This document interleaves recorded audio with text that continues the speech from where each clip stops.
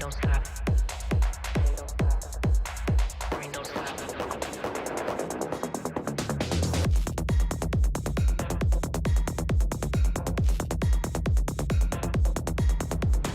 Brain don't stop.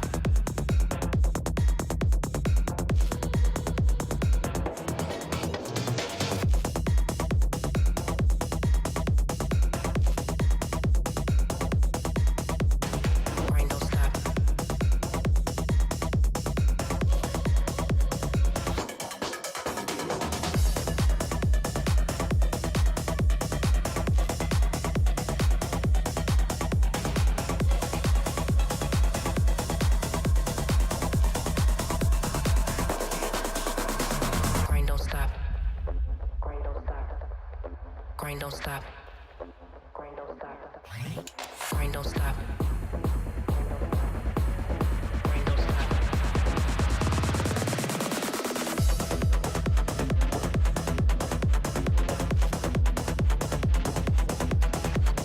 Brain don't stop. Brain don't stop. Brain don't stop.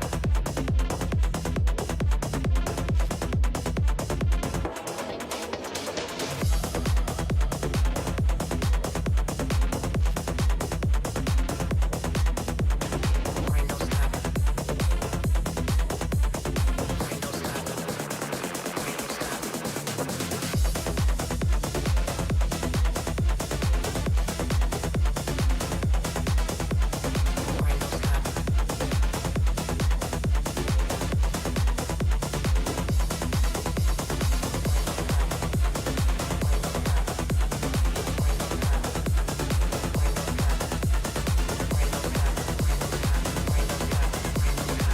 don't stop.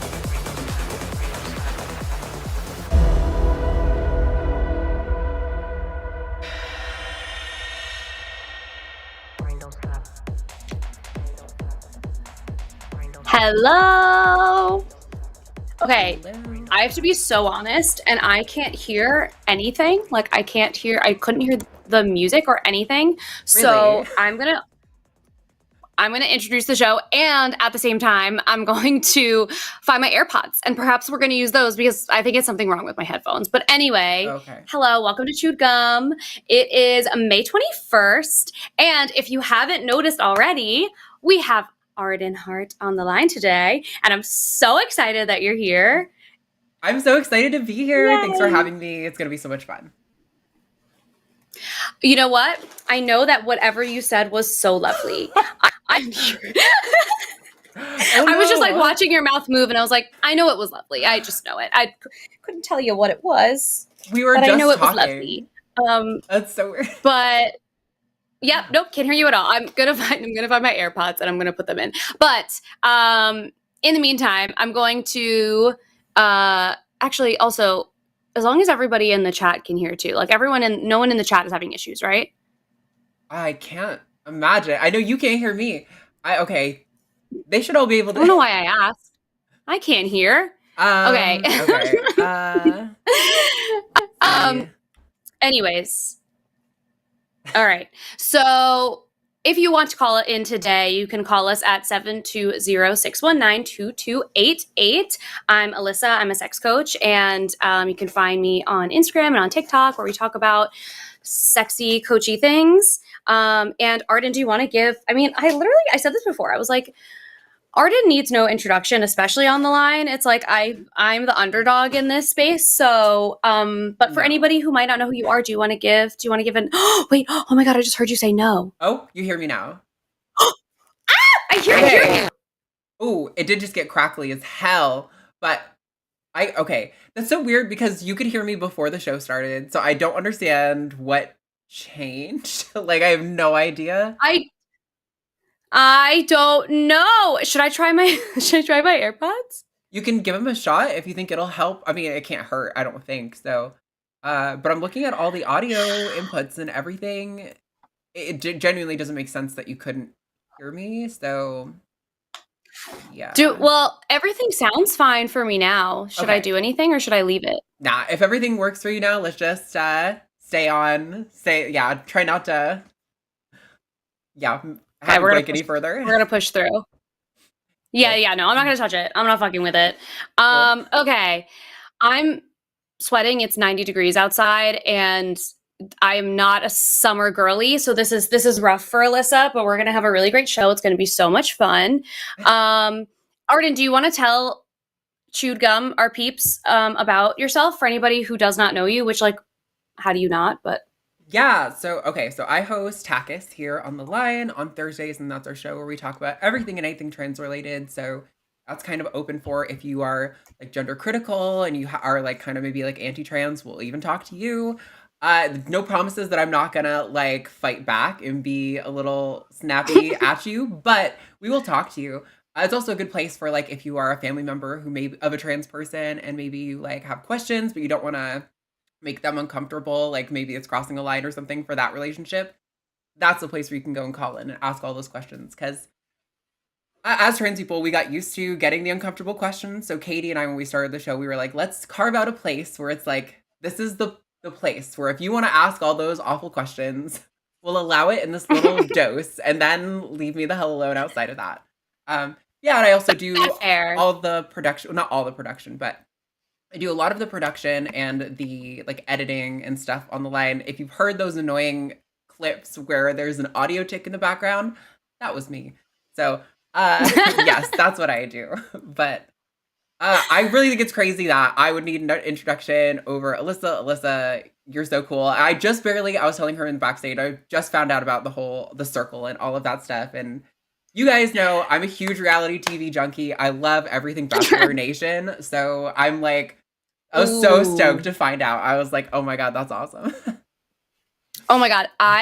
So I feel like once you do like one show, all people come out of the woodwork from all different kinds of shows and you get the best tea. So I'm going to send you so many voice notes later about The Bachelor. I have so much to share. Oh my God. I feel like you might, like, people who are like super fans, I feel like a lot of the times know some of the tea already. Like one that I think most people know and might not be interesting for a lot of people who don't watch these shows. I think it's just interesting in general. Like the first night of The Bachelor, Bachelorette, when they meet the person for the first time, the whole time they film that, it's pitch black outside. And they start that filming, like that day of filming at like 11 p.m. and they go through like the entire night. Like, I don't know if you notice at the end of the episodes, sometimes it is daylight outside. So these girls have been up all night long. Oh my God. And they've been just like drinking. I'm sure they're so hungry. Like, I bet the like post first day of filming for The Bachelorette chicken nuggies hit so hard. There's no way that I would. Oh my God. Like, I'm sure. It's I just something about reality TV. I know Jimmy, like, when I saw that you were here, I was like, Jimmy, I had no idea Alyssa was on the circle. That's so cool. And Jimmy was like, oh, I don't do reality TV. I have problems with it or whatever. Okay. He's weird about that. But I'm like, I think it's such an interesting thing to like take people and put them in these really weird scenarios and like see how they'll act in like a way that in a scenario they'd never be in normally, you know? So interesting to watch. For people. Sure. Yeah. It's all just like social experiment stuff. And for the record, Jimmy did watch a little bit of The Circle because I was on it. And so we can appreciate that level of his commitment to our friendship. I didn't make him watch a lot. I was like, I didn't actually make him watch any of it, but he was like, I just need to see like a little bit. And The Circle can be like a little cringe for people, especially for people who are not into reality. Like it could be like, I totally get that. But he did watch a little bit of it. And when I went on, actually like, the whole reason I'm here is because I like loved watching Jimmy's videos. Like I was like obsessed with his YouTube channel. And so when I got off the show, I had like a very short list of people that I wanted to befriend afterwards. I was like, I'm verified now. I could be friends with hypothetically anyone. And Jimmy was like very much top of, very much top of the list. So like he posted something and I responded to it. And then we like actually became friends. And it was like a very big moment for Alyssa. I was like, I went from a fan to a friend and it was really exciting. And, so cool. And now I'm here and I'm so happy about it. That's really awesome. We're so happy to have you. It's really cool. I love that you're here and I'm so excited to see what kind of callers we get. Yes. So we have a handful of them. Are you looking at Call-In Studio? Yeah, I can see what we've got going on right now. Okay. Do you have a preference of which call we should take first? I think all of these could be interesting. We do have a theist on the line if you're interested, but I'm good with any of these. I think they all. I actually talked to Mr. I Anderson last week already, so this will be like Oh, you a did? continuation of the saga. Yeah. Okay. I actually see yeah, like the previous conversation too. Oh man. Well, I feel like I'm always so nervous about theists without my security blanket that is Eve. Like I messaged Arden earlier and I was like, I'm really scared. I'm scared. But if you have a preference of a call, I'm gonna let you choose because you're not normally on chewed gum, and so you're the guest here today, and so you could choose whichever call you'd like to open up first. All right, let's talk to Brian. I've gotten my hands dirty in the atheist debate pool before, so I'm not too I worried believe about in it. you. But we'll see how it goes. We're gonna talk to Brian in Arizona. Pronouns are he, him. Brian, you're on the line. What's going on? Hey, how you doing? Be good. So What do you want to talk I about see you're today? saying, oh man, being a Christian woman is the most amazing thing ever. Tell us a little bit about All that. right. Yeah, tell us more. What do you mean? So like, you guys got this Explain thing why you. where like, no, don't worry, I will. You guys got this thing where like you're always talking about how it's terrible for a woman to submit to a man, right? Correct? I think Sound that our a general opinion is like any human being submitting to another human being is a strange thing to No, do. But that that's all good. That's all good. So like, let me ask you a question. Like in the Bible, according to Jesus and everybody else, uh, does a woman have to lay down her life for anybody? does a woman have to lay down their life according to the Bible? I don't are you believe saying the way so. that Sorry, go ahead. are you saying the way No, that no. So like, Jesus did? it's actually not that complicated. Okay, it's really not. I'm not saying it's So the complicated, reason, Brian. I just asked a question. I would love your answer to the question. Are you comparing to that's how fine. Jesus laid down his life? Is that the comparison you're making? No, there's commandments in the Bible. This is simple. Okay, so a Okay. woman is expected to submit to a man for a reason, because a man is responsible for the woman's life. So therefore, for like people get this all confused because people are living in a world that doesn't make any sense. But the way it works is the woman submits to a man because the man is expected to lay down his life for the woman. So therefore, we are the protection of the woman. And whether you like it or not, that is still the way it is today. Your life is dependent on men. It's not. It's really Yes, not. it is. Really? All right, explain to me. How many women are cops? How many women are in the military? What that? There's so much. Sorry, Arden, I keep cutting you off. No, go ahead. Go You're the ahead. host. You do your thing. You're doing great. I was just going to say, though, all of those roles, there's so much nuance in the reason why women are not in No, those roles. it's We not. talked It's about not. this. It's not nuanced. Yeah, no, it's there facts. is. Explain. No. I muted you, Brian, because you keep cutting me off, and I'm trying to make a point. There is nuance to all of those roles, and the reason why they might be majority men. I don't know how many, what the split is of gender role or genders within those roles, but there is a lot more nuance aside from because there might be more male cops. That means that I should be submitting to men. That doesn't make any sense and is not a valid argument. We had a whole conversation last week about the amount of abuse that happens within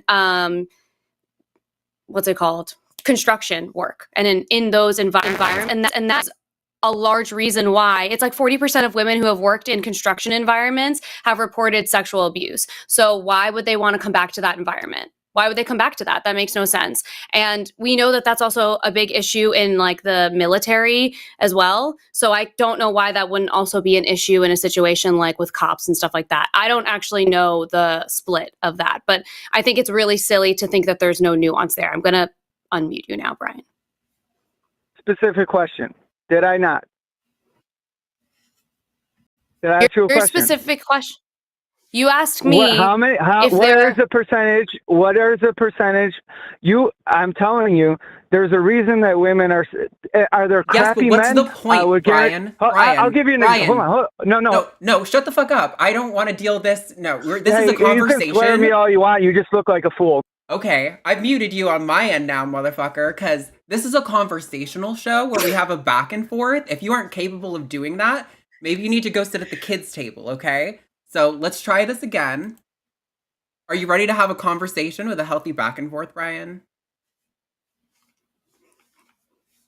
Ooh, did you drop?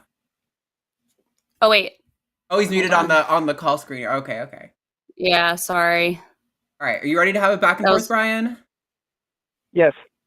Okay, cool. So the reason I suspect, and Alyssa, feel free to correct me, that Alyssa didn't answer what the specific split is not only because she doesn't know, because it's fucking irrelevant to your argument. Yeah, it doesn't matter.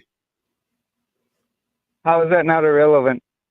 Because the amount of women in a particular field has literally nothing to do with whether men ought to lead or whether women ought to submit. Those are completely irrelevant. Brian, I'd also like to remind you that if there were no men on this earth, why would I need a cop? For who? For what? To protect me from whom?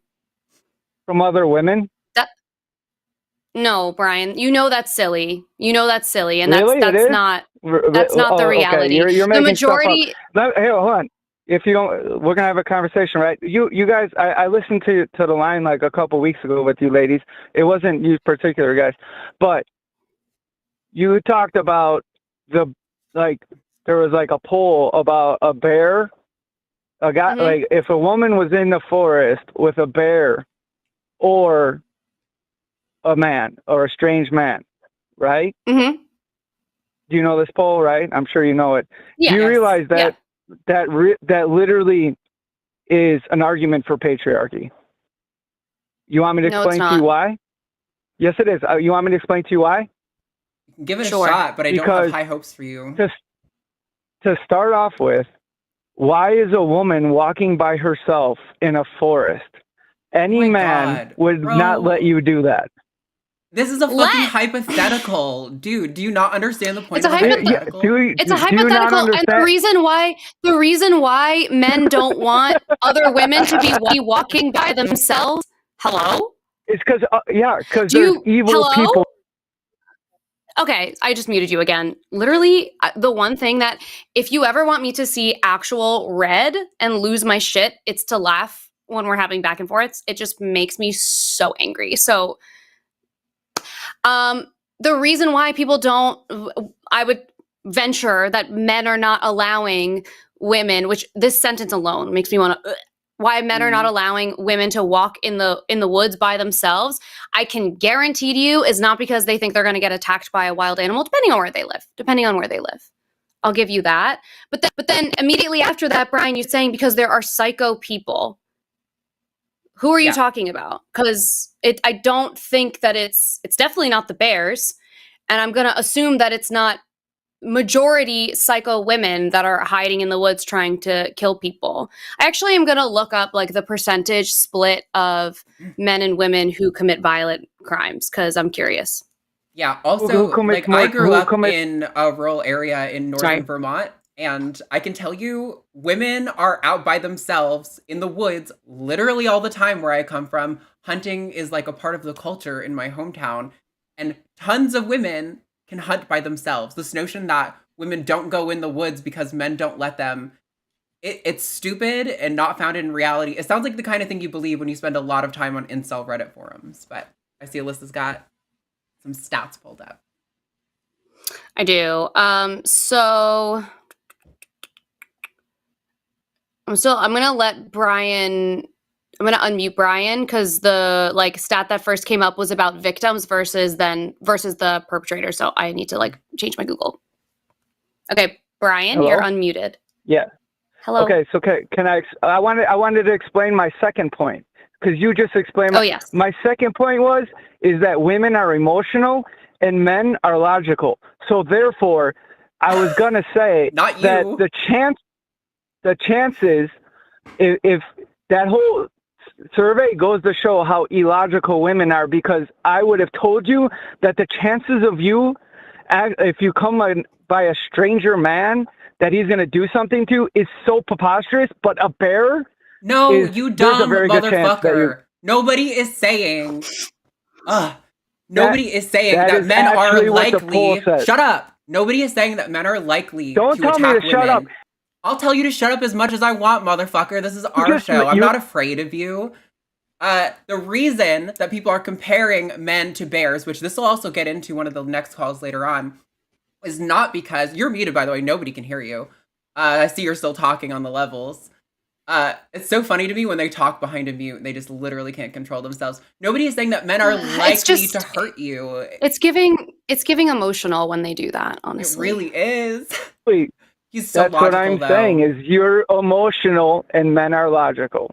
You are not really, logical, which is why you though. continued to talk while you were on mute. Okay, I'm going to give you some statistics about the bear versus man thing, because I think this is super interesting, actually, Brian. I think you're going to enjoy this, and I mean that not sarcastically. It is interesting.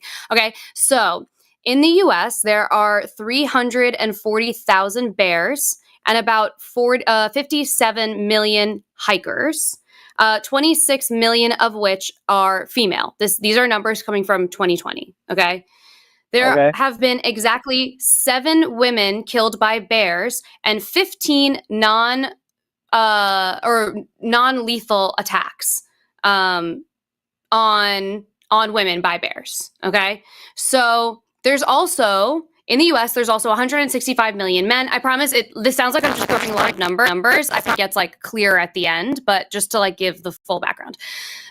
In the US, there's also 165 million men and 168 million women. Since 2020, there have been 8,000 fatal attacks on women by men. Okay, so how many?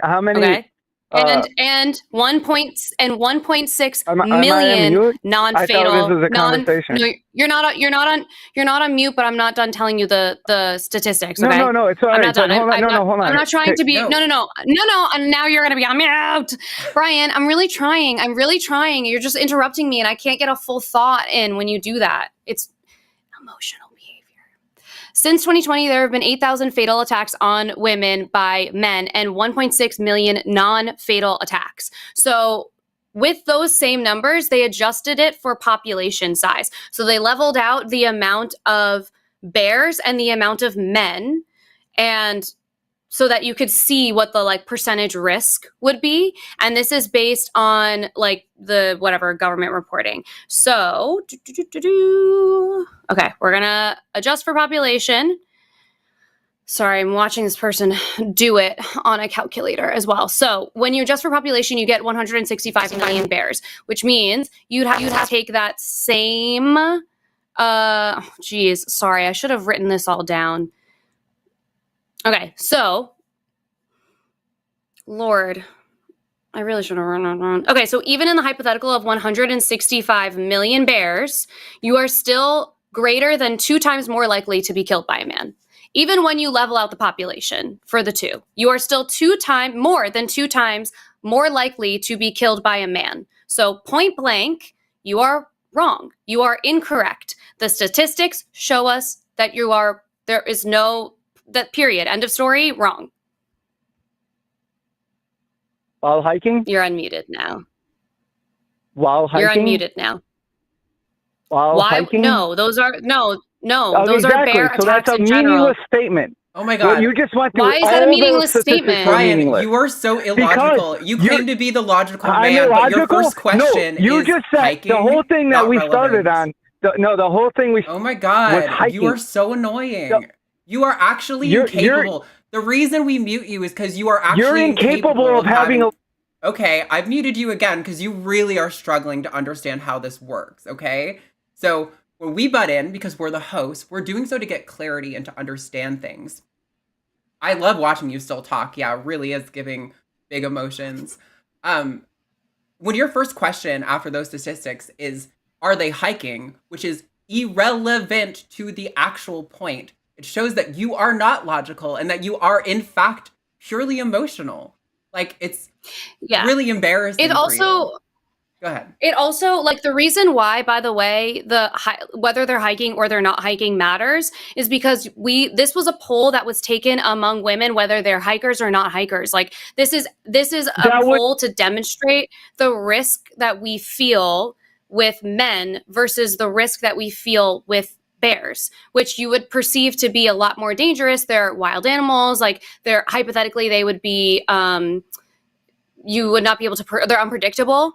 But when we look at the statistics, women are still more than two times likely to be killed by a man than we are to be killed by a bear. And so on top of our emotional response, which is, I feel safer with the potential of a bear being in the woods than I do with a strange man, we also have the statistics, which is the logical response, to tell us that instinct that we have is actually right.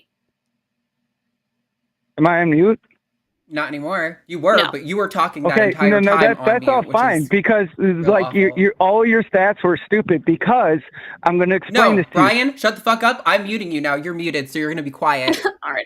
Your response is not going to be your stats are stupid. You're going to make a logical argument. For somebody who's claiming how logical men are compared to women, your argument was literally, okay, so people misuse ad hominem all the time. Ad hominem is only a logical fallacy when someone's saying, you're wrong because insult. And you literally just did, you're wrong because your stats are stupid, which is an actual ad hominem fallacy. So can you actually give a logical response to what Alyssa said?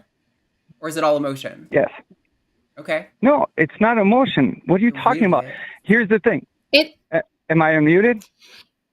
Yeah. You're unmuted, yeah. Am I Okay, so here's the thing. This is the problem. This is why your thing is unbelievably, I won't say it just so you don't get mad at me. Here's the thing. I was going over the thing, whatever, the TikTok thing or whatever it was, about women being more afraid to be by bears compared to women. Bears compared to men. Yes? Therefore, I was asking you the statistics on women coming in contact with random men in the woods compared to random bears. The chances of you coming to a random guy, and I know hikers, I know guys that are in the forest all the time, and they're some of the best guys I ever, because they love nature. That's anecdotal people. Evidence. That's anecdotal evidence. I understand what you're saying, and I understand. You're giving me anecdotal evidence. You're telling me about the population I was giving you compared statistics. to bears. No, yes. You're what I was giving you, Brian, about men in general, and Brian, I'm frustrated because the statistic that I gave you was an exact level, so part of the argument that people get frustrated when women say bears, if it's unclear, Brian, because you asked before, if it's unclear, you are muted right now. The reason why I gave you that statistic specifically was to mitigate you saying later down the line, well, of course there are less bear attacks. How often are you coming across a bear? And there are a lot less bears than there are men. So I gave you statistics that show even when you level out the population so that there are the same amount of bears as there are men, we are still the populations are we are still 2 times more likely with 165 million men and 165 million bears in the US. Think of how crazy those numbers are. We are still more than 2 times more likely to get killed by a man. That is the statistic. That's not anecdotal evidence. That is based on the amount of bear attacks. And this is also in 2020, let me remind you. So people were not even out and about. This is a different climate than we're in right now. But this was how many people got killed by bears in 2020 and how many people were killed by men in 2020 and how many people had non-lethal attacks from both of those parties as well. These are actual reports. These are statistics. It's a fact that you are 2 times more likely, even adjusted for population, with 165 million bears in the United States. You are still more than 2 times more likely. I'm going to unmute you now. You're unmuted, Okay, Brian. so can I ask you a question? Can I ask you a Yes. question? Okay. So if you walk through a city, a normal city street, how many men do you come in contact with? Many. This is Bro. why I gave you the Okay, no. This is why I This gave is you my the point. adjusted population. I don't This care. is why I gave you this Wh- adjusted for how population. I can tell you don't That's a care. meaningless statement I'm because getting very there- close to hanging up on you, Brian. that, 'Cause the hey, things that that's you're fine saying, you're because ta- you guys can't listen to my argument at Brian, all. it's because you aren't You're not making- listening to literally anything we said. You Yeah, I have don't not think listened you to are. How anything we many said. times do you come in contact with a bear? How many times you come in contact with a Oh bear? my god! If you don't understand why that's irrelevant, Brian, you are literally not capable. If you of having don't a understand how it's conversation. relevant, Brian, the reason why that doesn't make any sense is because obviously, people don't come in contact with a bear every day. That's why I gave you statistics based on if you did, hypothetically, even if you came into contact with the same amount of bears that you come into contact with the same amount of men every single day, you still are 2 times more likely to get killed by the man. That is the point. That is the point. And I don't like to insult people's intelligence, Brian. Maybe it's because you're feeling very emotional and it's like very emotionally charged right now. But I feel like you're so like frustrated right now that you're not hearing what I'm saying, because it's like abundantly clear that I'm telling you, if you came in contact with the same amount of bears as you did men, you are still more likely, 2 times more likely to be killed by the men. That is the point. Yeah, I don't think Brian knows what a population adjusted statistic is. That's the impression I'm getting. Brian, does that speak? make sense? Yes, I No, just can I unmuted speak? you.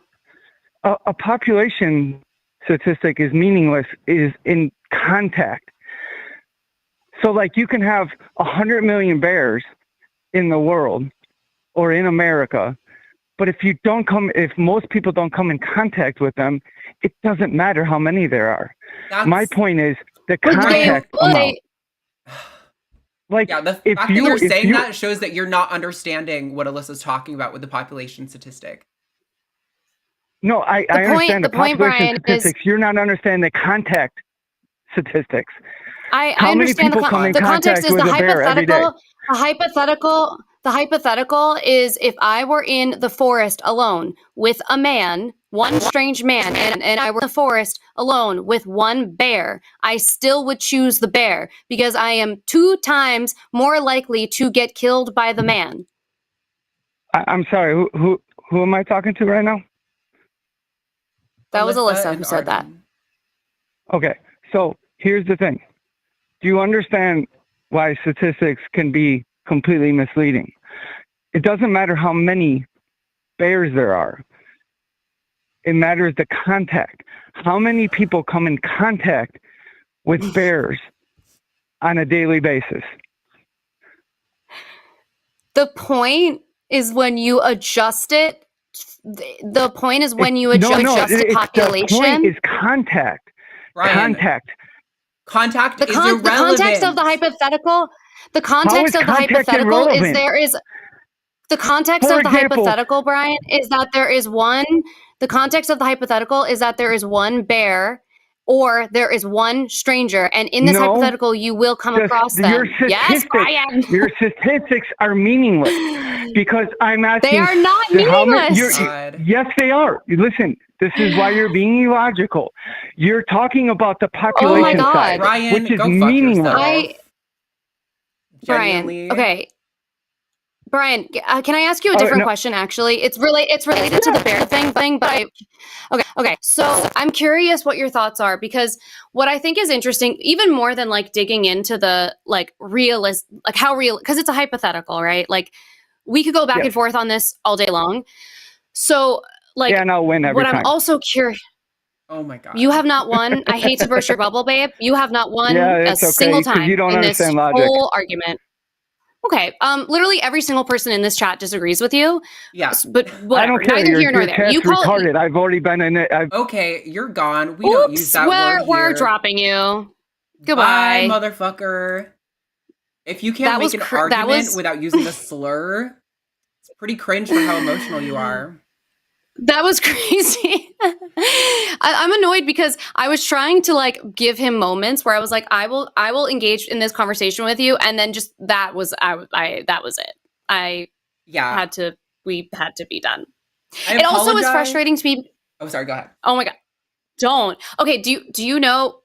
Wait, I think you've maybe you've seen it, maybe you haven't. One of the things that Eve has said before, we were like in a back and forth with somebody, and I apologized for like cutting somebody off, and she just went, "Don't apologize to him." Yeah, And yeah. so now in the chat, you see it. It's so Yeah, funny. yeah. I saw it in there a few times too, but it's annoying because in that hypothetical too, I also want the you would hope that there would be a moment of reflection to be like, okay, I'm a man and all of these women are scared shitless of me. Like, maybe we're doing something wrong. Maybe there's something that, how am I not, especially for someone who's saying that the men are supposed to protect the women around them, which that alone, you need men, blah, blah, blah. Brian, I will deck you. I really will. Respectfully. Yeah. Like, so, like, for him to say that men are supposed to be protectors and that I'm telling you I don't feel protected, I genuinely feel threatened, and for you to double down it and tell me that my argument is stupid when I brought statistics to the table and then continue to tell me that he won the argument every time. According to who, babe? According to who? Brian, literally, I genuinely think, like, I know you said you're like, oh, I don't want to attack. Oh, wait, Arden, I don't hear you. I think you might have muted yourself. Oh, no, I think I'm still good. Unless something didn't work. I think your audio is messed up again. No! It's me again, isn't it? It is. I don't know What what's is going happening. on? Should Are I your headphones, like, plugged in? I'm plugged in here. I wonder if I should just move my mic to a different input. I'm going to try that. Hold on a second. Okay.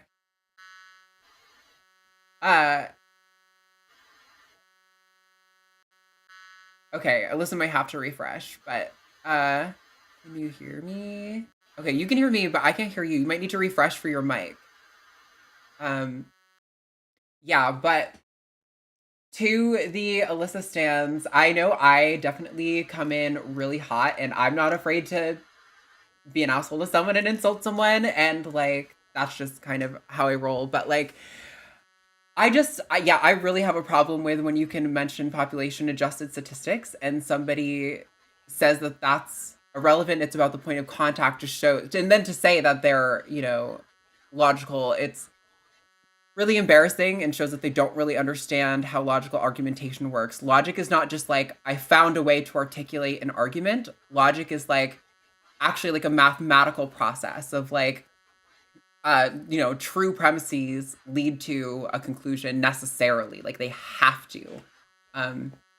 Also, I still can't hear your mic. I don't know what's happening now. I know. It's all right, chat. We're going to get this sorted out. Actually, let me do announcements while you work something out. That way we can... Okay. So, coming up this week on the line, we got lots of good stuff coming up. Tomorrow night on the Hang Up will be Matt with Derek from Myth Vision. That's at 6 p.m. Central. This Thursday at 2 p.m. Central will be Takis, and that will be with Katie and Josie Caballero. On Sunday, the early show will be with Seth Andrews and Forrest Valkai. The After Dark show will be Matt Dillahunty and Erica Gutsick-Gibbon, which is going to be so cool to have Erica and Matt on one show together. I'm really excited to see that. Next Monday on Skep Talk, Forrest Valkai with Jesse Jurdak again. If you guys want to check all of that out, all of those events should be posted. I can already hear you, so I think we fixed whatever. Woo! Yes. Okay, we're good. Yes. So if you want to get those events, they will be posted and scheduled by tomorrow evening, so you can go hit your notification bell for all of those so you don't miss out. Okay. Do we want to take another caller? Yes, I do. Oh wait, I missed it. Did you do upcoming shows yet? Yes, I just did upcoming shows. Okay. Sorry, I was like in and out, so I like sort of heard it, but not really. Okay. You're good. Wow, Brian, that was a wild way to start the show. I know. I was like, I feel bad because I think you and Eve probably are more patient than I am. And so maybe I'm bringing in a little bit more fire than the audience is used to. But if you watch my show, you That know was that I'm like this. that was so funny. In like the first 3 seconds, you were like, "Shut up," and I was like, "Exactly." I just can't. If someone's going to talk to me like that, like, I get there's like a frustrating power dynamic where we have a mute button and there's two against one kind of. And so I Yeah, get the urge to like really try to fight to get your word in. But if you're just trying to steamroll, like it's literally never going to work here. Like you're always going to get yeah, muted. So it's just not really worth doing that. We did yeah, have another yeah. caller on the bear topic, but he hung up, presumably to spare He the probably was audience. like, he's really like, "Oof, we've had enough." Yeah. Um, Oh my gosh. all Okay. right. Oh wow, there's some really interesting ones. Um, okay. Should we take like a You Sorry, I'm pick. reading. We can do Okay. whoever you're feeling. Uh, okay. Get all their collar banners prepared. Okay, I'm gonna pull in Ace, Okay. um, who is calling from Iceland, which is so cool. Hi, Ace. You are live on Chewed Gum with me and Arden. What do you want to chat about today? Hi there. Yeah, so um, did you read my the question, the call screener Yeah, recorded? yes, I did, Yeah, but the rest of the people on the show can't see it. So do you want to give us a brief little rundown of what you wanted to talk about? yeah. So I've been trying. It's really sort of hard to articulate, but I think by giving you like the backstory, it'll sort of make sense. But it's basically like when engaging with someone who holds either religious views or like purity culture values and stuff, like Hmm. when it doesn't pay off to sort of engage with them and like Hmm. telling them, you know, what you think. Yeah, yeah. So to summarize, tell me if I'm understanding correctly, because what you had also written in the or what we have in the screener notes too is you were engaging with somebody from church regarding their beliefs, wasn't sure if what you were saying was going to make a difference or if it was useful. So it's about mostly like when you're hearing people who are theists have conversations around you that you think you might be able to provide some like other perspective, when is that useful, or how do you like make a difference in those conversations? Is that sort of the gist? Yeah, yeah, perfect. Okay, so I will say the biggest thing for me is really considering how you can make the conversation productive, especially in conversations where like obviously we come onto the show and we're expecting to debate people, and we still are looking for like productive conversations, and like best case scenario they are productive, but they aren't always, as you've seen today. But I always feel like it's the goal should be having productive conversations. So like in the event that somebody talks to you about something and they're talking about purity culture related things, I feel like it's helpful to ask them why they feel that way and continue to drill down on their why until you get to like what the root of why they feel it is that they feel like. I mean, let's say like saving yourself until marriage. You're not going to have sex until you get married. Okay, why do you feel that way? Because I think that you should be saving yourself for your like one true love. Why do you think that that makes you more valuable, or whatever it is, and continue to drill down, because I think a lot of the times with stuff like this we'll often reach a wall where it's just like, well, because that's what my faith tells me. And when I reach that wall, I sort of am like, I can't argue with somebody's faith like that, and I have no interest in like dismantling somebody else's faith. I don't really feel like that's my business really. But if you can get them to question why they feel those things, and like what purpose that serves in their life, then I think that's important. And what purpose does it serve for them to place judgment on others for the actions that they take when it doesn't affect them at all is also really important. Arden, do you have any thoughts, anything you'd like to add? Uh, just a little bit. I think, especially when people are in like these high control religions and really insulated groups, I feel like this is maybe a little bit of a US centric view, but I think it still applies. Just having the conversation in and of itself, I think, can be really productive, because I know, like, for me, growing up in like a church, the only time I ever heard the word atheist was usually associated with like heathens and debauchery and everything bad you could imagine, right?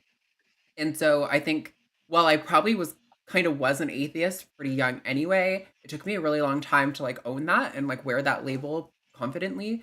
And I think just having those concepts brought to you, like a different way of thinking, can be really impactful in people, because I know I still will have days where I'm just like sitting around and then I remember a conversation I had like 10 years ago and I'm like, oh shit, like that just hits you sometimes. And I think just like planting that seed can do so much to help people start to unravel it themselves, kind of make them Yeah. think it was their own Yeah. doing. Yeah, that's why I feel like the asking people why is helpful, because you're like having them undo some of that ideology for themselves. Mhm. And so you're actually forcing them to rely on their own thought process to be able to question the way that they have created that belief system, especially if they got that belief system from like an organized religion. It is helpful to ask them why, because they probably haven't thought about it themselves before. But I would encourage you to also, and this is my own thing, I know not everyone feels this way. I think it's also fair to give people space to be able to like have their own journey with it. Like I don't think that it's fair to want to actively turn, and I'm not saying that you said this at all, but just generally to actively turn everybody's faith around, because that's like a big part of people's like lifestyle and a lot of times their mental health, and it's not always our place to like go down that route, and I think sometimes it's not really productive. But when you're talking about things like purity culture, stuff like that, and there's lots of evidence to show that purity culture also leads to less happy, less successful relationships later in life. Like we know that people who have sex before they get married are more likely to have longer lasting, more satisfying relationships in the long run.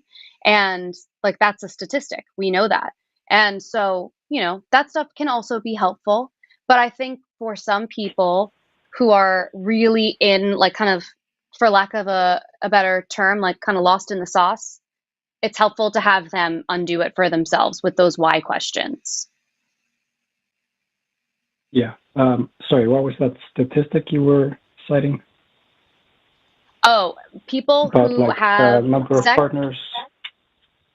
Yeah, people who have sex before they get married are more likely to have longer, more successful, and more satisfying relationships.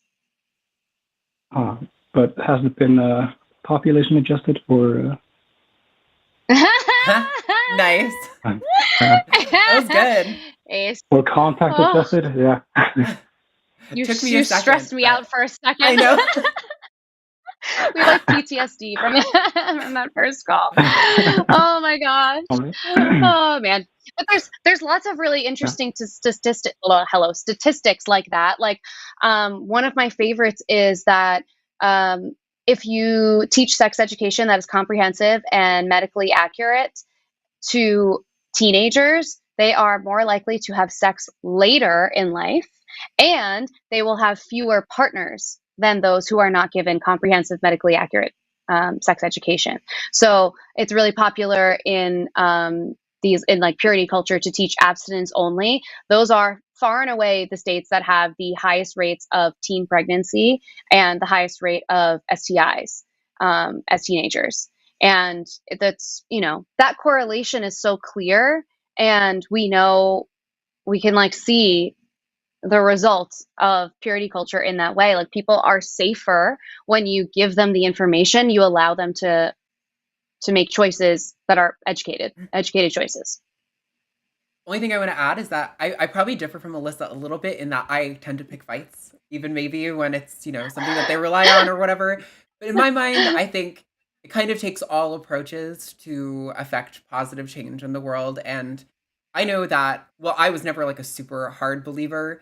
I think hearing people challenge things would have helped me early on. But like definitely no shade. I'm just saying, like, I pick fights, but it's also because I kind of like debating and I like fighting. So I'm like, yeah, put them up. Let's have a brawl about it. Yeah.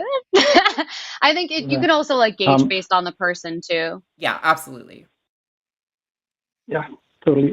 Is it okay if I sort of dig deeper into something that Arden talked about? Sure. Sure. Yeah. So you mentioned how like being in a sort of high control environment may have closed you off from like some perspectives, Mhm. and you gave the example of like until a certain point in your life you never really talked to someone who's an atheist or something like that. Yeah. And I I don't think that I really considered that as an option. I sort of went straight to like, not that I was giving some novel sort of perspective on it, like purity culture, like, oh, it's okay to, do whatever. Like, sex isn't, Mhm.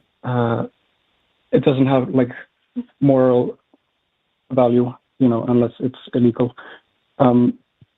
But I just felt straight away that like me coming in with some of my perspective could just be dismissed out of hand because I don't share her faith, and I'm not a part of the in group. So that's a big part of like what I was wondering about. I think that's probably where I'd kind of, like Alyssa was saying, you have to gauge based on the person. Like, I'm totally down for, offer your thoughts, even if they're contradictory, even if they're challenging to someone. I'm totally down to be like, hey, I don't agree with that. Actually, here's what I think or whatever. But if the unfortunate reality is your friend might not be receptive. She might just not be wanting to talk about it. And there's not really much, you can't force her. I think that's where it would become unethical, right? To be like, no, actually, you're gonna sit the fuck down and listen to me tell you what's up or whatever. Like that'd be weird. But I think it's totally fine to go, I want to talk to you about this. But if she says no, I mean, as much as that might suck because you want to, maybe be on the same page with your friend, I think that's the point where you just have to be like, okay, maybe this is like maybe we need to have a boundary conversation about like what limits we can, what limits there are in talking about this topic with each other. Yeah, I don't know. You Yeah, have I any? agree. Yeah. I agree. I think boundaries are important, and even like with people in my life who like my parents, like they're very religious people, and like that's their jam. It brings them a lot of value and fulfillment, and in my opinion, it's not my business to like unravel that for them. But there are definitely moments where there are things that um where we can have open conversations, and we're very lucky to be able to do that. We can have open conversations where like the influence of their beliefs is clear. Like I remember having a conversation with my mom about like abortion rights, and until that conversation I think she felt like a little sort of on the fence of what she felt, and then after we had that conversation we were able to kind of like be on the same page, and that was really special.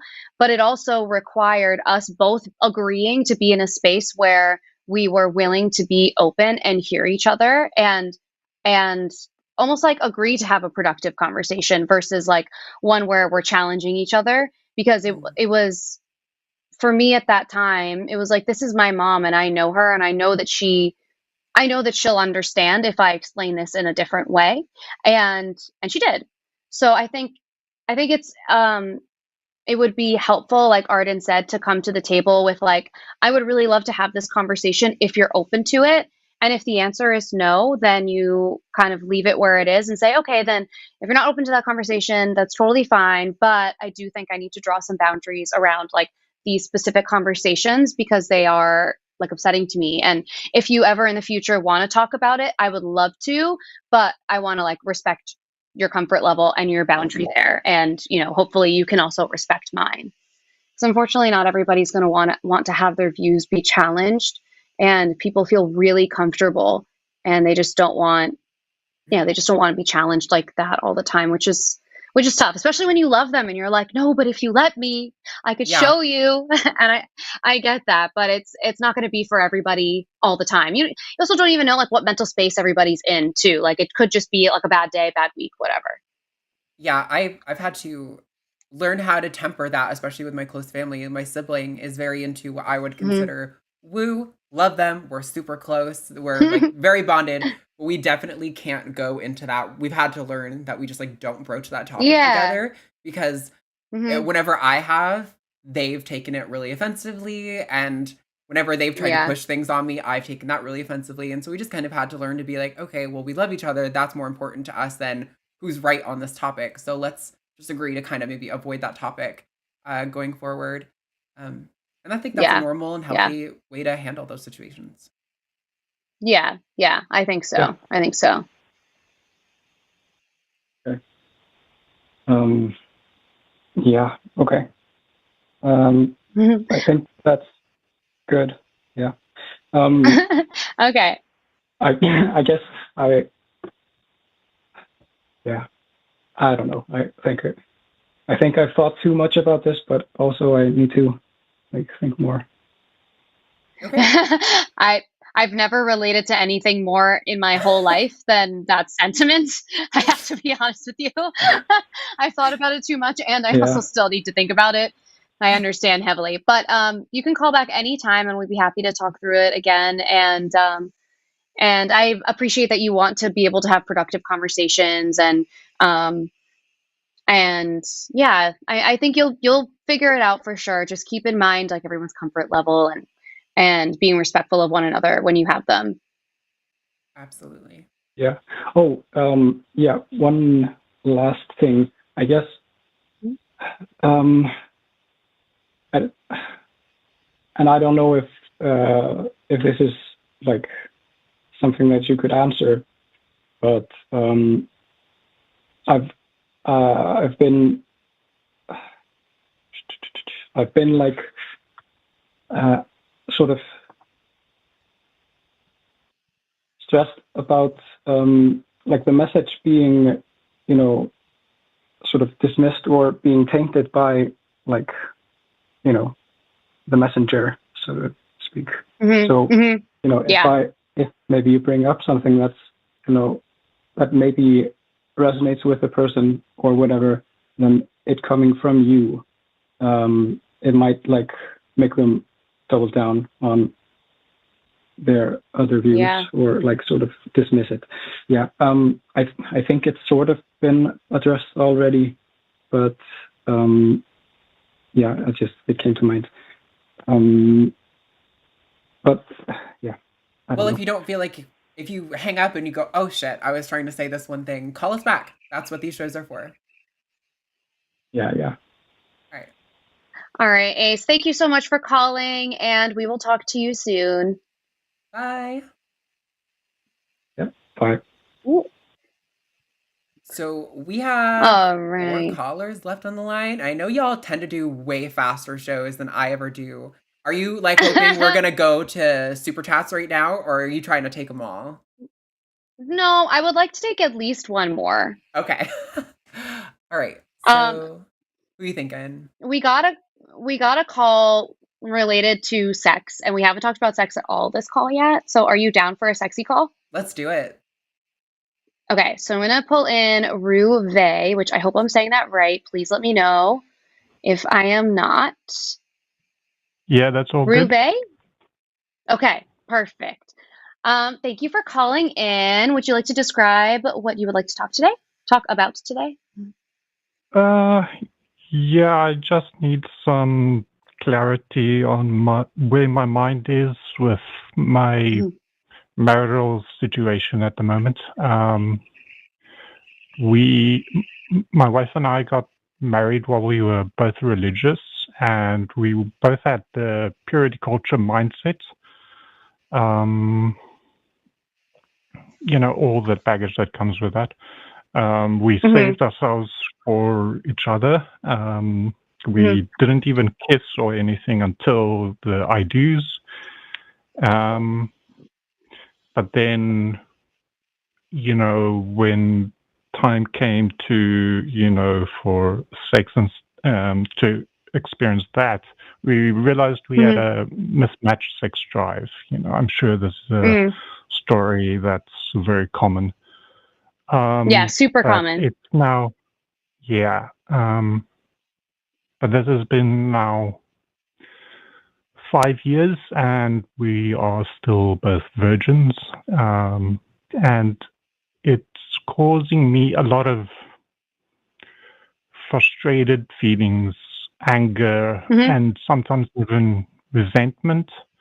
And I'm wondering if this is just a very, I don't know, misogynistic or bad mindset that I have. And also, like, what are my options? What should I do about it? What can I even do about it? Well, I don't think that it's misogynistic or like you're a bad person for feeling like you want to have sex in your marriage, especially if that was something that was an expectation when you got married that this would be a sexual relationship, and then to not not be receiving that type of interactions when that's what you thought you had agreed on. But not so much of an expectation, but more of like this was an agreement and a conversation, I'm assuming, that you had to some degree. And then to feel like that was not really being fulfilled, I understand why you would be frustrated. When you talk to your wife about why she doesn't want to engage in any sex or sexual activity, does she have a reason? Is she just not interested at all? It's really hard to talk to her about it because as soon as I bring up the topic, she starts crying. Oh no. So I kind of just don't feel like I want to approach, like I want to protect her feelings, so I don't bring up the topic much. Sometimes I get a bit sarcastic and, those comments come in and, I instantly regret it. But Yeah. let me just think. What your question was? Why does she What? think about it? Yeah, like why is she not interested in engaging to the best of your knowledge? I think when we tried, it just hurts a lot for her. And we both really didn't know what we were doing. We had no experience, there was no instruction manual, and it was extremely awkward. And I think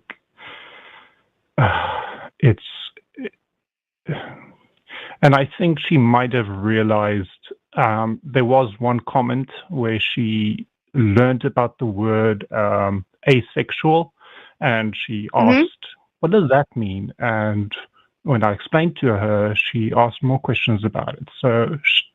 But she didn't say anything. She didn't admit anything to it. But I have a feeling she might be. Yeah. Well, so it's tough because if she's associating sex with pain, our brains do a really funny thing. And when something painful happens with some sort of like physical touch, sometimes our brains will like rewire our neurological connections and make it so that any interaction with that area is going to signal to her brain, like, this is dangerous, don't do that. And so it's possible that she's in that kind of space. And so, do you know if she does any like self-touch or masturbation at all? Like if that's something that she engages in on her own? She avoids that. Okay. So I would say you're in Australia, which is great news because there's a type of therapy, and it's somatic.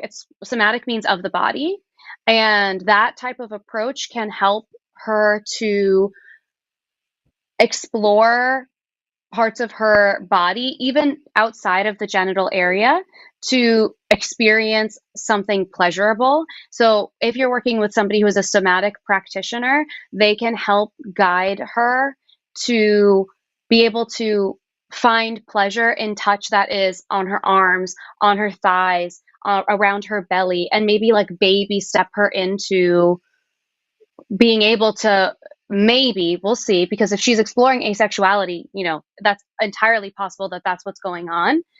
But if you want to try and kind of see if there is any sexual interest there, I would recommend finding a somatic practitioner. In the United States, they're not very easy to find. They are much easier to find in Australia.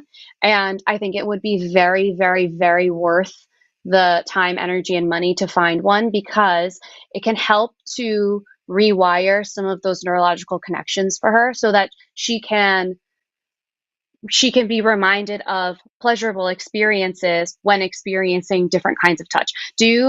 Are you like cuddlers, or like what's your physical touch like outside of sex? She absolutely loves cuddling. That's pretty much all she wants. That's great. Okay, so I think that's really sweet. So there's some physical intimacy there. So I think she's maybe just feeling scared, and that's like where that stress is coming from. And so I think a somatic practitioner would be awesome for you guys. And I will say, like, anytime you're having any sexual experience, the two things that help the most are lube, so that you avoid having really like painful engagements like that, and also a ton of patience with like no expectations. Because really, at the end of the day, sex is meant to be fun. It's meant to deepen your connections with people. And we've been socialized to feel like the purpose of sex is like checking off the box of having an orgasm, or checking off a box of having children.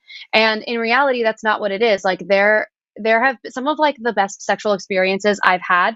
No one came. Everyone was just having fun, and it was really about closeness. And so I think that there are things that you could do with your wife that are somewhere maybe in between the cuddling and the actual sex itself that might just get you a little closer. And that's where I think somebody like a somatic practitioner could help really like step by step guide you through that process, so that she can relax her body and start to receive pleasurable touch and like sink into those moments more. Because if she likes cuddling, she's not scared of physical touch in general. And so it might be worth exploring. I will say, in the event that she decides she's asexual, this is something she's so not open to, she's not interested in at all, then there's like a larger conversation to be had. And there's options there. That doesn't mean that this person who, you thought was going to be your life partner can't be that person for you anymore. There are people who have open marriages and are very successful in doing that. And that could be something that you explore in the future if that's sort of like the way that it ends up. But if that's not something you're open to, then, maybe the relationship is not as good of a fit as you were anticipating to. And that's okay. That doesn't make you a bad person. My point in saying that is that you're not a bad person, and you're not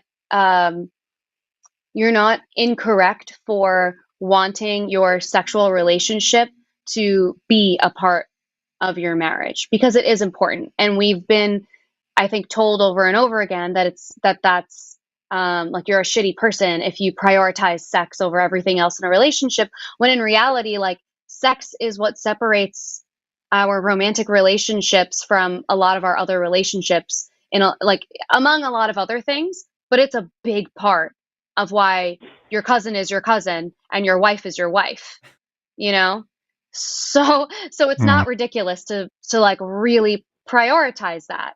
And that's why I'm happy you called too, because you wanting to prioritize that and you making the call shows how important this is, and how you're willing to find solutions that work for both you and your wife. So I would suggest the somatic practitioner, and see if you can find someone nearby. I appreciate the answers and the encouragement. There are a few things that also needs considering. I recently deconstructed, turned atheist, but she's still very religious. And with that, there's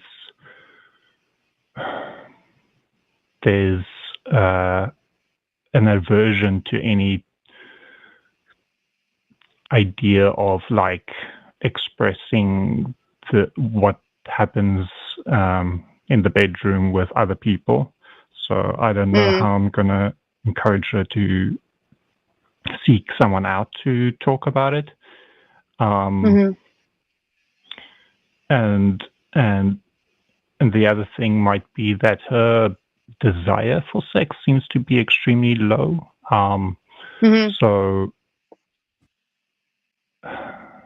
So I don't know. It's possible that how to encourage like a desire, but I don't want to like force it on her. And you honestly, you can't force it on her. Like, it's not going to happen because desire and that type of like your arousal system, it has to be something that she wants to engage in. So like, there's no real way that you could force it on her in a successful way. So, I mean, I think that there's a larger conversation to be had with her where you say like, this is something that is a priority to me. And I would love to be able to find some way that we can meet in a middle ground. Even if you say, I would love for you to get a therapist, and there are therapists who are theists, if that's what she chooses, I would suggest maybe finding one who's not going to, or I guess that would be more of a counselor, because I don't really think a therapist can pull in their personal beliefs like that. But I would suggest maybe getting her into some sort of therapy so that she can express how she feels. And it could even be a situation where she goes to this therapist and then it's a couples counseling situation as well. Because I think she, especially having the response of crying whenever it comes up, like there's a lot there that she obviously needs to like work through. I think having somebody who is non-biased, non-judgmental, which is what a therapist should always be, and somebody who's willing to, like, there's no end goal for the therapist aside from making sure that this person is happy and healthy. And maybe that's the conversation that you get to have with your wife. This is a big part of marriage, and I want you to feel safe and happy, but I also feel like my needs are not being met. So I would really love to be able to give you the opportunity to talk to a therapist who can help unpack some of this for you, because you don't have to shoulder it alone. You don't have to feel this alone. And like that, I think is an important part of therapy, is like giving you tools so you don't have to do this by yourself, and you don't have to be so affected by conversations about sexuality that you're immediately like, a bucket of tears. And see if she'll get on board with something like that. Yeah. I really want to help her out. She really wants to, be a good wife and wants to, have special time, but she just feels extremely guilty about the fact that, she feels incapable of filling that role. And it frustrates me, this whole purity culture. I feel like us not even exploring that, sex before marriage. Like, is it bad for me just to just think that I don't know. I don't know where my feelings are. I just have this resentment feeling that we should have at least explored the sexual side of ourselves, but we couldn't because of our religious views. But it would have maybe made it more clear to us that we would not be more compatible. Yeah. Yeah. Yeah. And I think that there still is space for you to find compatibilities and even like intimate compatibility if she's willing to at least take baby steps, like going to a therapist and just talking about maybe her Yeah. emotional reaction. I think it also is helpful to have a conversation with her where you say, for the next 6 months, we're taking sex off the table fully. Like, not that it doesn't seem like it really was on the table, but you're going to tell her, it's not an expectation from me at all in the next 6 months. So I don't want you to stress about it because I'm not expecting it. Okay. I'm not going to ask you for it. That alone, this even like I've had this conversation with people who, their wife just had a child and they want to have sex with her again and she's not interested. And this happens a lot with desire discrepancy. Sometimes taking the expectation off the table reduces the stress so drastically, like so drastically. It does a world of difference. So it might be helpful to even just say, in the next 6 months, I'm not going to even ask you. It's not on the table. What I want you to do in the next 6 months is unpack some of this, maybe in it with a therapist or the counselor, or a somatic practitioner feels like maybe she needs time before she gets there, but a therapist would be great. And if you say, this is sort of like the compromise I'm willing to make because this is a priority to me that we figure this out, but I need you to meet me halfway. And so halfway is, let's find you a therapist that you feel comfortable enough with sharing. It's not going to be everything all at once, and that's okay. But with sharing and over time opening up, hopefully. And in that 6 months, the sex is so off the table. It's not going to cross my mind. And unfortunately, you'll have to just be patient for those 6 months. And then after that 6 months, you can open up the conversation again. Okay. And see how that goes. Yeah, I feel that might help, take off the feeling of like she like that need to acquiesce or Yeah.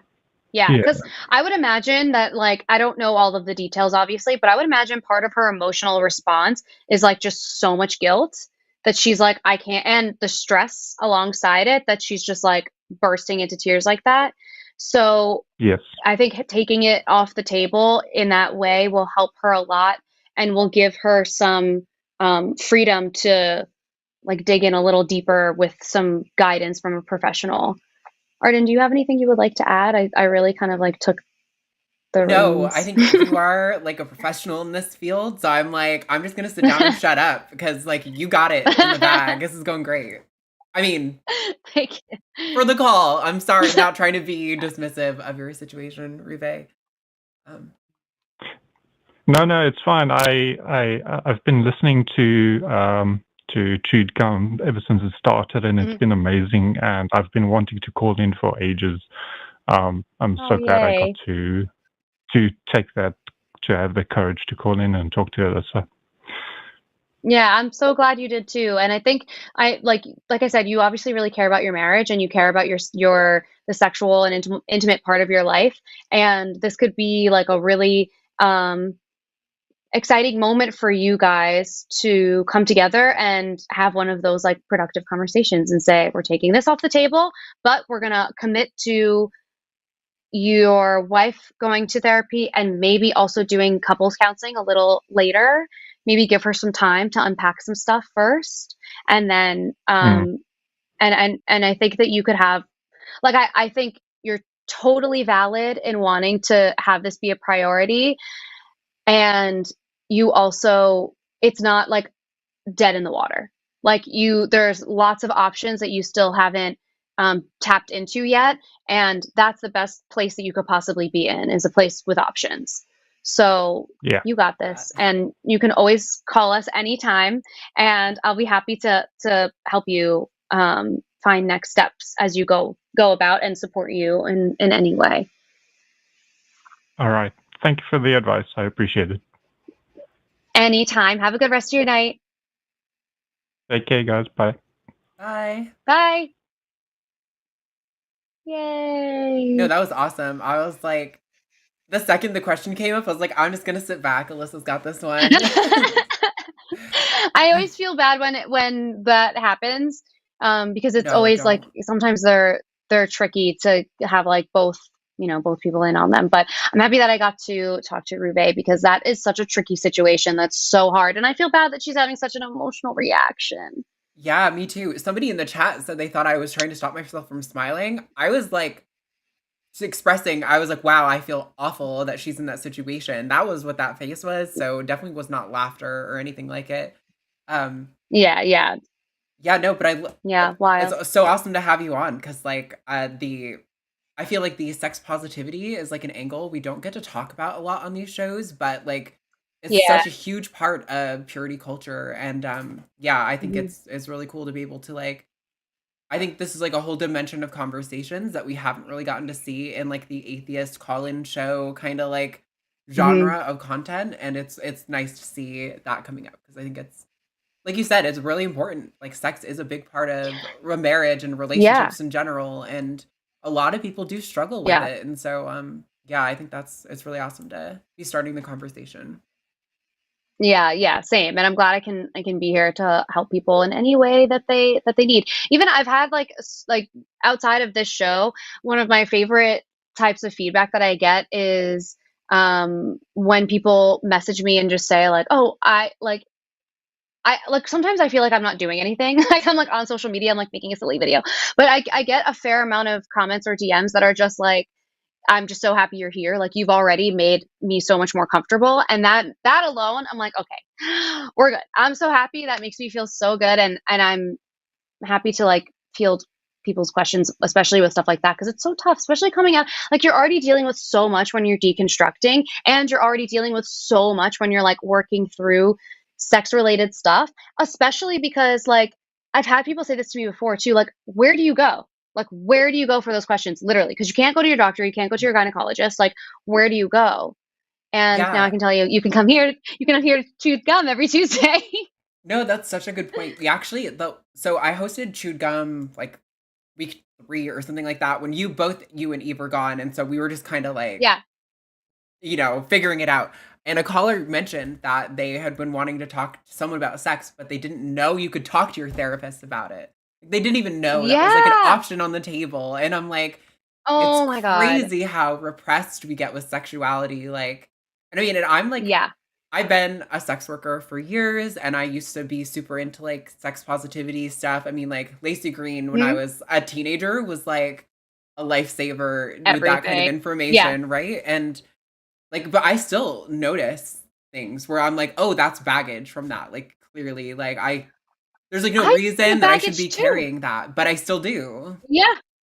Yeah, I have baggage about it too. Like there's so much that we all just are going to continuously face, and it just kind of is what it is. It's like it we are not in a sex positive society, and so it's Mm. always going to be like a little bit of an uphill battle, um but yeah, we'll always be sex positive over here, and that's the good news. Yeah. So sorry to the callers we didn't Should get to, because I know there was like, we had crazy full lines today. We've been struggling to get calls on some shows, but clearly not Chewed Gum. You guys had, always shoot it's we're always crazy. full. We're always full. People either want to fight with us or ask us really beautiful, genuine questions. And I'm grateful for both. I love Um, that. but All right. yeah, yeah. Should we do our super chats? Yeah, any super chat of $5 or more, we'll read live. Go in now. You want to start? Woohoo! All right. $5 for Monkey a Typewriter. Hi. I forgot to mention the other week on my call, I saw your TED Talk, Alyssa, and you were amazing. You were an amazing speaker, which is no easy thing. Thank you so much. I was so nervous. I have the worst memory ever. So I was trying so hard to memorize it. And finally, I decided I was like, I'm already here. I'm just going to use the little note cards and have that be how I do this. And that was like the only reason I got through that talk, because the like memorizing it was so stressful to me. But I appreciate that so much. That means the world to me. And I appreciate you even spending the time to watch it. That's really sweet. Thank you, Will. I haven't seen it, but now I have to, and obviously everyone watching who Oh, hasn't you seen gotta. it has to go do it right now. So, well, wait till the show's over, The but then link. go do it. Yeah, wait till the show's over, and then it's linked in my Instagram bio. $9.99 from Daniel Robles. Reality shows can be a little cringe as a treat. Yes, but I love Yeah. how cringe it is. Like when you're dealing with activism all the time, I feel like everything is so serious. Like oh, another bill passed that could ruin the lives of teenagers in the state. That's so miserable. Right. And to like have this little space where it's like, what Yeah. happens when a bunch of people are only interacting on like a fake social media platform? Like that's super fun Yeah. and really cool to just Right. like chill. And I love The Bachelor Just because it's turn like your brain off. it's like this like toxic cis heteronormativity in a bubble, and it's it honestly feels like I'm watching like a nature documentary on like the mating behavior of grapes. I'm like, That's really funny. That's a really good way to that's a really good way to put it. I always think about how like manipulated all of those situations are, because when you watch shows like that, it's like they're like, I just feel like I'm really falling for them, and you're like, in reality, you've known this person for 3 weeks. yeah. 3 weeks. And But how at long the have you same talked to time, them in those 3 weeks? right. Right? Right. But at the same time, if every time you spoke to a person that you already thought was like super attractive, if every time you spoke to them, it was like the most perfect, beautiful date you've ever been on, and they're on their very best behavior, Yeah. I am no better than any of the Bachelor girlies. I would also be in love. I would be like, Right? and also, I think all these girls are just like a little bit drunk the whole time, Oh, for sure. Absolutely. you know? But it's so So much I get it. so I get it. entertaining. I It's love a good it. treat. Bachelor in Paradise, better than Bachelor in general. I live Oh, for hell yeah. paradise. Yeah. Yeah. We need a little bit of chaos. Right. $4.99, geez, $4.99 from Coffee Mom. Boys are raised to believe that only girls have emotions, then assume their emotions are actually then assume that their emotions are actually logical. It should be embarrassing. Yeah, I agree. And I just always think it's really funny that like the argument of boys not being emotional when like we've all heard of like the way that so many men react to things like sports and whatever, punching holes in walls. I'm like, that feels like an emotion to me. I've never felt that strongly about literally anything. Never even thought about punching a wall. Right. Yeah, when you're dropping slurs and you think that's not emotional, I'm like, sweetie. Right. That was wild. Wild. $5, 5 Canadian from Rosie Raid. How embarrassing. Yes. Thank you. I appreciate that. That's really funny. $10 from A, and then a whole bunch of numbers that I am not reading, but you see it. Doctors are responsible for the lives of their patients. Does that mean that patients have to submit to their doctors? That's a good analogy. That is a good analogy. I mean, I guess like to some degree you do kind of like submit to your doctors because you're going to like take whatever guidance they give you because they have all the information. But still, like it's not that was wild to have that argument just be that men are responsible for the women, and I'm like, those are the ones that we're scared of them. That's what we're literally like, to even talk about cops and about how most of the cops are men. I'm like, well, but if we didn't have men here, we probably wouldn't need the cops. Like what would we need them for? Right. And every species that I'm aware of that has evolved to be asexual are all female. So according to biology, men are not needed. There's an amazing Period. species of agamas that are all lesbian. They simulate sex with each other. Simulate, which I think is basically just sex at that point. And then they asexually reproduce. Okay. It's amazing. Oh my god, wait, what is it? An agama? Agama, yeah. I think they're What is that? painted agamas or butterfly. I can't remember. Matt, if you're watching, you should put it in chat or something. There's like geckos that do that too. Yeah, there's tons of all female like lesbian species of reptiles and tons of different things. We have 10 I know you're sorry, super into your reptiles and stuff. Yes. I was just gonna say, I know you're super into your reptiles and stuff. I don't know any of that information, but I love I love that fact, and I love a fun fact in general. Right. Oh my god, I don't know if you are aware of exactly the scale. We have 200 snakes, about just a little less, and probably 12 or 8 So 20 geckos. Those are emerald tree skinks. Oh my in that God. enclosure. Yeah, we have a lot of reptiles. The butterfly gamma. So I was right. Yeah. That's But yeah, wild. That's we so breed many. reptiles, so we keep a lot. That's amazing. It's a lot of fun. I'm obsessed. $10 from the gray-haired gamer. As a cis man, I don't think that I've ever been concerned about a done threat assessment of random women in public. It's almost always men that I'm concerned about.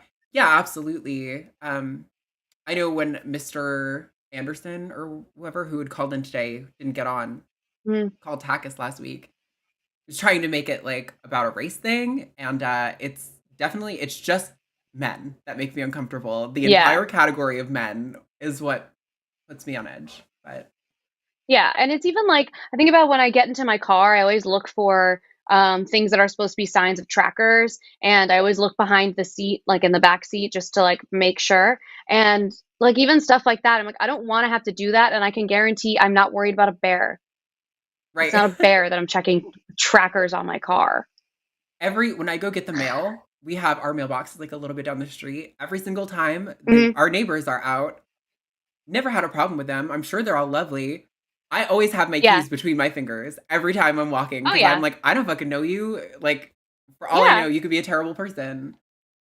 Yep. Understood. $4.99 from Gayest Husky. That's a great name. Hey, Brian, stats show most sexual predators are white cishet men, not queer people, not drag queens. P.S. I look at rap sheets and SORs for a living. Exactly. It's so frustrating to have that information and to have like statistics and say that to him. And he, for some reason, like, I just don't understand. Yeah. And he just saying that we were our statistics were stupid. Like, what are you talking about? Yeah, our statistics are maybe stupid, but you, Brian, were in fact, as a person, stupid. I know Alyssa doesn't want to insult people, but I will take the burden of insulting him. Oh my God. $4.99 from Swamp Woman Making Oreos. Okay. Nice. Would you rather be in the woods with Spider-Man or a Care Bear? Well, which Spider-Man exactly? Because if actually Spider-Man, I would want to be in the woods with Spider-Man. I think all the Spider-Men have been pretty hot, and so I'd rather be in the woods with Spider-Man. And they could probably pick you up, swing you out of that freaking woods whenever you want. Yeah, I think I would go for Spider-Man. I was never really into the Care Bear, so I don't even like. I have no frame of reference to compare the two. I'm like. Yeah, I was not a Care Bear girl either. I think that was a little bit before my time. $10 from Paul Meister? I think it's I feel it's worth Meisner? Okay. I feel it's worth pointing out that people who communicate the way Brian does are specifically the sort of men who women and men should legitimately fear in the woods. You specifically, Brian. Facts. 100%. Literally, it's like, and again, like it's frustrating because in that conversation, you would hope that he would want to, like in that conversation in general, it's annoying that the like response is not, why do people feel that way? And how can we make women feel safer? It's, you're wrong, actually, and you're stupid. It's like, what? It's like the call is coming from inside the house. Like, how are you not seeing it? Yeah. You specifically, Brian. Definitely, Brian. Wild. Specifically, $5 from Alyssa Nguyen. The name Alyssa means sane and rational. I like to think that applies to both of us. Clearly, not all our callers can be described that way. Thanks, Alyssa. I agree. $5 from the Raven 200. Women are more emotional than men are, said by a man who did nothing but throw a fit the whole call. That's what I'm saying. Yeah. Jimmy, go take a Heaven's Wheel by Ezra Scarlett. I hope that Jimmy actually gets to hear some of these sometimes. I know. I feel like I do come hard, and if people are like, that's emotional, I want to be super clear that I always match callers' energy. That is always my goal. I never beat them to the punch on that stuff, but the second he's disrespectful to us, immediately, I feel like no obligation to be respectful to a person at that point when they start off that way. Yeah. Like, you've lost all I think right that's to fair. respectful dialogue. That's fair. That's fair. 10 euros from Johnny Luca Rogers in remembrance of Boyznan Yakar, a Turkish LGBTQ activist, one of the first to start the fight for equal rights, an honest, friendly man who stood against the tides of prejudice, my childhood friend. Oh, that's Aww, awesome. That's very sweet. that was very sweet. I've never heard the name before, and I don't know if that's because it's like a personal friend who's an activist, or if it's like, I feel like I'm super into like queer history, so I'm like, wow, why do I not know that name? You'll have to do a little Googling. Yep. $20 from Whiskey Spirit Guide. Thank you. That was so generous. A topic of discussion in my circle of homies lately. Can casual, non-romantic, sexy time exist within a group of friends, and those friendships survive in the long run? So the answer would be yes. They just require a lot of conversation and a lot of communication. And you can think about it the way that like polyamorous communities are able to do it. So with lots of communication and lots of boundaries that are like super clear, you can definitely do that. If you look at like ethical non-monogamy, there's lots of, I'm finding like all of these random scratches on myself. I'm sorry, I don't know where I got them from. Like, what is going on? If you look into ethical non-monogamy, you can find some really great resources if that's ever like something that you wanted to be interested in. But the short answer is yes, it's possible. But I think like don't be naive and think that you're just gonna all be fucking each other. Sorry, you're always gonna be, sexy time. I don't know No what's allowed apologies anymore. necessary. You need the communication aspect, and the communication aspect has to be very strong and very clear. Definitely. I would highly recommend Polysecure, but I can't remember the author's name. It's a great book on just like That's a good one. attachment styles, basically. I mean, Mhm. it's framed from like how to do polyamory, basically, but I think it's good for like literally anyone to understand how to handle feelings of jealousy and stuff. Yeah, I mean, That was by Jessica Fern. yes.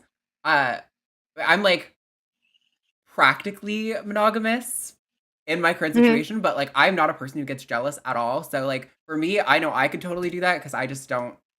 It's not a feeling I've ever gotten like jealous over a partner or anything like that. But I definitely see that. Yeah. It seems like most other people really struggle with that. It's so interesting. Yeah. I think a lot of that's like socializing though, the way that we've been socialized. But $9.99 from Jason. Marked safe from the dust storm, but the scary warning my phone screeched at me took a year off my life. Hashtag don't apologize to him. I didn't know there was a dust storm. Where is that happening? Me either. I don't know. Damn. I'm glad you're okay. That type of stuff is so scary. Yeah, Texas is crazy. So I grew up in New England, and I feel like the weather was like, you get the bad winter storm, but like Texas is crazy. Like we got tornadoes out here, and like, oh, the weather is so temperamental. Crazy weather like that freaks me out because I'm in New York, and so where in the Northeast are you from? I was in Vermont, but then I was in like Rhode Island for a couple years. So I want to go to Vermont so badly. It looks so beautiful. And definitely not having tornadoes or dust storms up there. Yeah. Those it is make definitely me nervous. beautiful. The area I'm from, it's like really fun if you're going to visit and you're not from there. And that's all I'll say. It's typical small town. I mean, it's like 2 hours away from anything. And so like, you're inherently going to have it be like kind of like country town. Oh boy. Okay. This one me. $5 from Chris. A chewed gum episode without a Bonnie appearance the whole time. What? I don't know her. Oh my god! Is it the name of your pillow? Bonnie is it's my dog. Oh, your dog. Okay. That's so funny. Yeah, Bonnie is my little chihuahua, and she comes up onto my lap pretty much every episode. Aww. And I'm actually, I don't know where she is today. I guess she's hanging out with my mom. I don't know. That's so funny. Aw, I'll let her know that you missed her. Aww. She's really indifferent. She might not care, but I'll let her know. $5 from Monkey at Typewriter at Arden. The Lysan albatross is more than 50% gays. Basically, boys and girls will pair up, then find another pair to trade materials. Good show. What is that? An albatross? Yeah. Or Oh, yeah. Lice and albatross. Both of I those don't words, I don't know what they mean. I don't know lace and albatross is or lyson or whatever. I know albatross have the largest wingspan of any bird, and their wings are really narrow. They have a really hard time getting off the ground, but they can fly like 600 miles without ever flapping their wings or touching ground. They just like do this weird like Whoa. dive maneuver and like come back up. Very interesting. Interesting. Cool. I I like all these love fun facts. and birds are reptiles, so that's why it's in my fun fact bucket. Love it. $4.99 from Daniel Robles. Hot new logical argument. Premise 1, metalogical. Premise 2, women are emotional. Conclusions, your statistics are stupid. That was Oh, effectively his argument. yeah. Yeah. That was crazy. I can't wait to watch that one back, honestly. Gonna get clipped so hard. Mm-hmm. $5 from Larry Feischman. I think that's right. Funny, when I went to Planned Parenthood to start MTF HRT last year, I didn't have 3 separate nurses warn me about an increased risk of bear attack. Yeah. Yeah. That's what I'm saying. It's not in the That's what informed I'm consent. saying. Yeah. $5 from Charlotte. Missed the show. Will be happy to listen back while I'm working tomorrow. Here's a direct super chat with no complications. LOL. Thanks for all you Oh, do. Thanks, Charlotte. I thank you, appreciate it. Charlotte. That's super nice. $5 from Monkey a Typewriter. Alyssa, you'll be happy to know that Don't Apologize to Him got dropped on some other hosts and they didn't have any clue. Mission accomplished. Hashtag Velveteen Rabbit. Wait, here she is. A Hey. Velveteen Rabbit. Yeah, that actually happened That's while I awesome. was producing a show last week, I think, and I didn't know. And then people explained it, and I was like, okay, yeah, I did see the viral little clip y'all posted, so that was good. Oh my God. That's awesome because our inside jokes are making its way into other like shows on the line. That makes me feel very famous. Right? We're gonna need merch soon. for that. Yes. Seriously, the Don't Apologize to Him merch would kill it. Okay, unless someone makes the liar out of me, this will be the last super chat. €5 from Johnny Luca Rogers. Poison Yakar was one of the first for Turkey, so keeping that in mind, it's pretty recent. Oh, okay. Mm. But I'm sure you'll find out about him if you Google him. Yeah, that sounds really interesting. Definitely queer liberation in other countries is something I don't know nearly as much about. Mhm. So. That's cool. And I appreciate you wanting to commemorate him. Yeah. Well, thank you guys so much for calling and spending this whole time with us. It was so much fun. Thank you, Arden, for coming on. This was so Thanks fun. for having me on. I'm so happy. Me too. Yes, it was a good time. This was really fun. And it's fun to talk about this stuff too, because like sex positivity was definitely like my jam for a while, and like a bigger area of focus for me than trans rights. Trans rights is kind of like taken over the zeitgeist, so that's what I end up doing a lot, for better or worse. But it's nice to kind of like come back into this realm. Oh, of course, and 2 people are trying to make a liar out of me and send super chats. I see you guys. Here, real quick, we'll do this and then we'll do our fade out. If you send them after that, it's not my problem. Oh my God. $9.99 from Jason. Thank you for the end of the show. Resources for polyamory, timely and helpful resources. Thanks, of course. Morgan, thank you and fuck you. I appreciate you for screening today. Yes, thank you, Morgan. Oh my God, that's so funny, making a liar out of you. I like how petty that was. It was. It really was. And then Mr. Han, how do you solve a problem like Joni Ernst? I don't know the reference. I don't know either. Oh my God, and somebody else sent merch pitch, #DaftPunks. That's kind of funny. I like that. Okay. Oh, that's very cool. For real, that'll be the last one now. I'm putting the hold.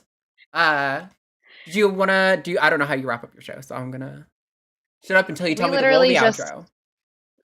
We literally just thank everybody for joining. And Arden, this was so fun. I'm so happy that I got to like actually spend time with you, because you're like the line famous to me. And so this is very cool.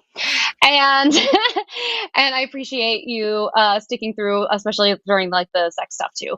So Thank you everyone for joining. Thank you to all our patrons and our moderators and all that good stuff. And we'll see you next Tuesday. I think that's all I got. Bye-bye. See y'all later. Bye, Go subscribe to our friends. Patreon. Patreon.com/called Oh my line. god. Yes. Oh wait. Get us I over don't hear our 1,000 music. patrons. Get us that cool new Oh my show God. Jimmy wants to do. Oh hell yeah. I don't hear our music. Usually we have music that goes like Yeah, it's there it is. Don't stop. There it is. See you all later. I love it. Bye.